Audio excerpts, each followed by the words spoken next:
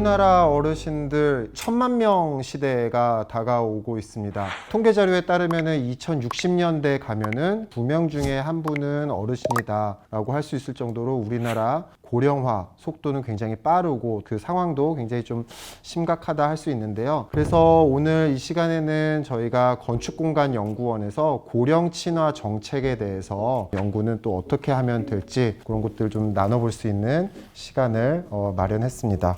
앉은 순서대로 한승현 선생님부터 좀 소개를 부탁드립니다. 네, 안녕하세요. 고령친화정책연구센터의 한승현 연구원입니다. 네, 안녕하세요. 최가윤 연구원입니다. 안녕하세요. 저는 올해부터 고령친화지구 연구를 하고 있는 허재석입니다. 네, 그리고 저는 건축공간연구원에서 고령친화정책연구센터를 맡고 있는 고영호라고 합니다. 일단 제가 제일 궁금했던 거는 고령친화 연구라는 게 사실 재미있는 연구일 수 있지만 쉽지 않은 주제인지라 같이 우리가 연구를 한다고 했을 때 어떤 생각이 있었는지 어떤 마음이 어떤 느낌이 들었는지 조금 나눠주실 수 있을까요? 저희 같은 젊은 세대한테 고령화 시대는 아직 먼 다른 세상 이야기라고 생각하실 수 있는데요. 주변을 돌아보면 저희 할머니, 할아버지뿐만 아니라 저희 부모님 세대도 고령화 인구로 접어드는 경우도 많고요. 제가 65세 고령자가 되려면 아직 멀었지만 제 주변 소중한 분들의 이야기라고 생각하고 연구를 시작하게 됐습니다. 그러다 보니까 어르신들이 살기 좋은 환경이 무엇일지 또 우리가 미처 눈치채지 못했던 불편함은 없을지 다시 한번 생각을 하면서 연구에 임하게 됐던 것 같습니다. 게다가 우리나라는 4, 5년 안에 초고령 사회로 진입할 거라는 예측이 있잖아요. 이제 얼마 남지 않은 만큼 고령자분들이 불편한 점은 무엇인지 좀 꼼꼼히 살펴보고 개선해야 될 부분은 개선해서 어르신들이 이제 더불어 살기 불편하지 않게 좋은 환경을 만드는 데 도움이 됐으면 좋겠습니다. 허재석 연구원님 말씀 안 하시죠? 저도 이 팀에 일하기 전에 이제 보행환경연구센터에서 한 3년 정도 있었는데 고령자에게 이제 안전한 보행 환경은 굉장히 중요한 요소이며 이제 일상생활에서 가장 기본이 되는 요소라고 생각을 하는데요. 제가 그동안 이제 연구해왔던 그런 경험을 밑바탕으로 이제 어르신들에게 더 좋은 환경이 제공될 수 있도록 더 깊은 고민을 해보도록 하겠습니다. 이렇게 말씀을 들어봤을 때 사실 제 입장에서는 굉장히 든든한 얘기예요. 굉장히 듣기 좋은 얘기고 근데 사실 이 연구를 하시면서 조금 혹시 느끼셨을지 모르겠는데 어르신들과 같이 행복하게 또 편안하고 활기차게 지내려면은 우리 물리적인 환경, 건축도시 환경이 바뀌어야 된다 이런 생각이 들게 되는 지점이 있었을 텐데 그런 계기가 있었을까요? 사실 저는 이 고령친화 연구를 하면서 저희 할머니랑 할아버지를 많이 떠올리게 되더라고요. 아무래도 근데 사실 생각만 해가지고는 할머니가 이런 게 불편하시겠네 라는 정도로만 그냥 어림짐작할 뿐이지 실질적으로 탁 와닿지는 못했거든요, 사실은. 본인이 되어보지 않고서는. 네, 맞아요. 네, 센터장님이 저희 센터에 들어오면 해야 되는 일이 있죠. 네, 이제 고령자들의 일상생활을 체험해볼 수 있는 이제 프로그램을 참여하도록 이렇게 권유를 하셨었는데 저는 그 체험이 이런 고령친화 연구를 하는 데 있어 많은 도움이 되고 있습니다.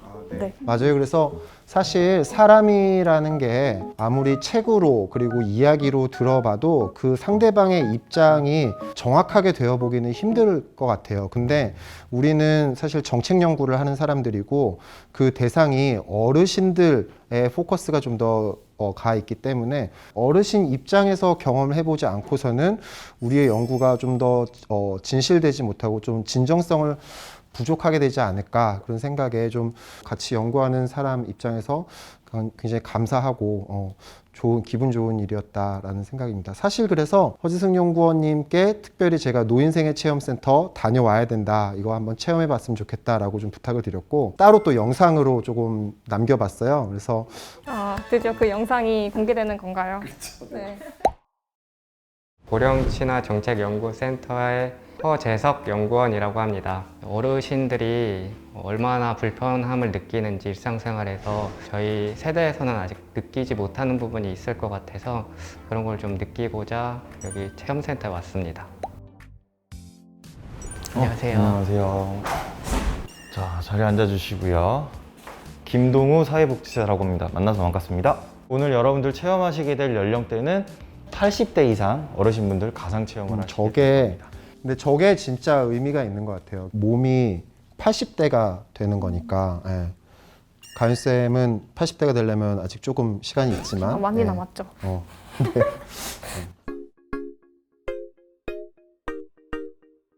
그래, 저거 너무 힘들어. 저 모래주머니가 너무 무거웠어요. 저 등 억제돼 있잖아요. 저 등을 계속 이렇게 살짝 구부리고 있어야 된다라는 게 근데 저게 진짜 펴기가 어렵잖아요. 딱 이렇게 굽혀져가지고.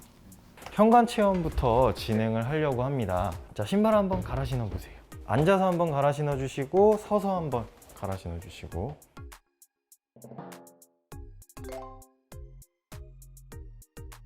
자, 이제 서서 한번 신어 보도록 하겠습니다. 쌤 저거 손 안 놓잖아요. 봉에서. 너무 서 있기가 힘드니까. 신발을 벗고 신고 할 때 저렇게 앉아서 신으셔야지 관절에 무리가 안 가는데 저거를 서서 앉고 신다가 저기서 균형을 잃고 넘어지셔서 사고로 이어지는 경우가 굉장히 많다라는 거죠. 자, 이제 음료수병 한 번씩 들어서 유통기한이 잘 보이시는지 한번 확인해 주세요. 맞아, 저거는 진짜 저건 저 안경을 써보지 않으신 분들은 상상하기가 어려울 것 같아요. 저게 얼마나 안 보이는지. 제육쌤 한번 설명을 부탁드릴게요. 이게 시야가 어디까지 제한이 줄어드나요? 거의 일단 양옆은 아예 안 보이고 앞에 그냥 거의 그냥 딱 여기 옆에 그냥 이렇게 막혀 있다는 생각으로 보이는데 그것도 굉장히 뿌옇게 보이고요. 저거를 쓰면은 황반변색, 녹내장, 백내장이 다 와 있는 상황으로 시뮬레이션을 해주는 거니까 실제로 어르신들은 시야가 여기까지밖에는 안 된다는 거죠. 예. 어르신들께서 유통기한을 확인하기가 굉장히 힘듭니다. 눈이 많이 안 좋기 때문에 이런 식으로 큼지막하게 유통기한을 잘 써붙여서 놓을 수 있는 배려도 필요하겠죠. 올라가시면서 이제 내려가시면서 어떤 느낌이 들었는지 한번 체험해 주시면 되겠습니다. 제육쌤 저때 어땠어요? 저때 굉장히 힘들더라고요. 네. 계속 영상에서 보면은 저 체험센터에 손잡이가 계속 있긴 하지만 선생님 계속 손잡이를 잡고 있는 거를 볼 수 있거든요. 저게 절로 잡을 정도로 그러니까 일단 올라가게 되면 이제 균형감도 좀 없어지게 돼. 한 발로 잠깐 이제 섰을 때. 그리고 일단 이 몸에 다리가 힘드니까 그냥 좀 어디 이렇게 벽을 짚게 돼서 이렇게 좀 어디 의지하려고 막 하게 되는 것 같더라고요. 확실히 몸이 무거워지고 이제 관절이 불편해지니까 계단이 생각보다 더 힘드네요. 저 진짜. 내려올 때가 더 위험해. 저 턱이 그렇게 높은 턱이 아니었는데도 그냥 평소 그 일반 그냥 계단보다도 턱이 좀 낮긴 했었거든요. 계단 하나하나의 네네. 높이가 그 턱이 별로 안 높았는데도 어쨌든 시야가 확실히 가려지고 막 관절도 불편해지고 하니까 좀 되게 불안불안하게 내려가게 되더라고요. 네. 자, 이동식 변기인데요. 높낮이가 낮을수록 이제 무릎 관절에 무리가 나기 때문에 어느 정도 본인 높이에 맞춰서 관절이나 이렇게 뭔가 불편함 없이 쉽게 일어날 수 있고 굉장히 편한 것 같아요. 저거는 괜찮아. 왜냐면 제가 체험하러 갔었을 때는 저건 없었거든요. 아니요, 박사님 저거 있었어요. 있었어? 네. 그래? 있었대? 있어? 그래? 나 그랬나? 아니 나이가 들면 기억력 감퇴가 네 어땠어요 저거? 어쨌든 이렇게 힘 크게 들이지 않고 일단 앉을 수 있어서 확실히 편하더라고요. 이제 욕조 체험 진행하도록 하겠는데요. 이 욕조 일반 욕조랑 많이 다르게 생겼죠. 자, 이렇게 문만 열어서 자 한번 이렇게 앉아주시고 자 옆으로 이렇게 들어가서 문 닫아주시고 샤워 같은 걸 이렇게 할 수 있는. 저거는 나 없었어. 맞아요, 저거 없었어요. 저건 없었어. 저거는 허재석 선생님만 체험해 본 거예요.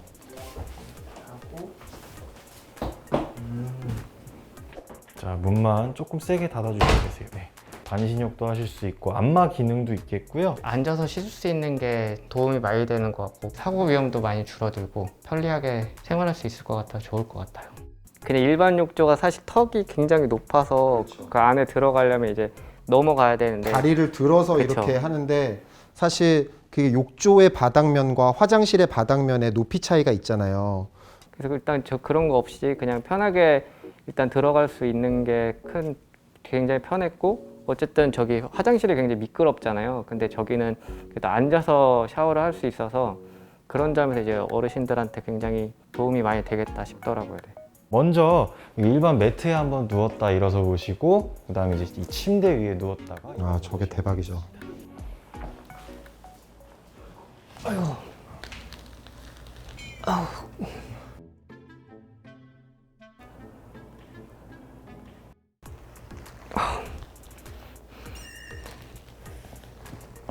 저기서도 만약에 침대가 없으신 어르신들 같은 경우에는 방에서 이불이 놓여지는 자리는 거의 다 비슷비슷하거든요. 그러면 그 부근에 안전 손잡이나 아니면은 그런 지지 손잡이가 조금 설치되어 있다면은 훨씬 어르신들에게 도움이 되지 않을까. 한번 누워보세요.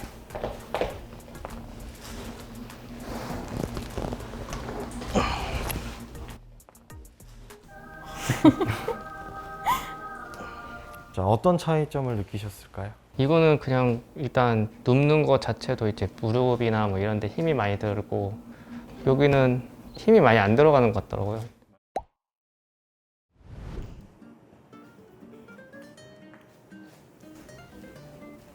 머리가 땀에 젖었어. 힘들었어요. 약간 동공이 아까 계단도 조금 올라가고 중간중간 턱이 조금씩 있었는데 생각보다 엄청 크게 불편하더라고요. 좀 안 보이고 막 하면 턱에 쉽게 걸릴 수도 있을 것 같고.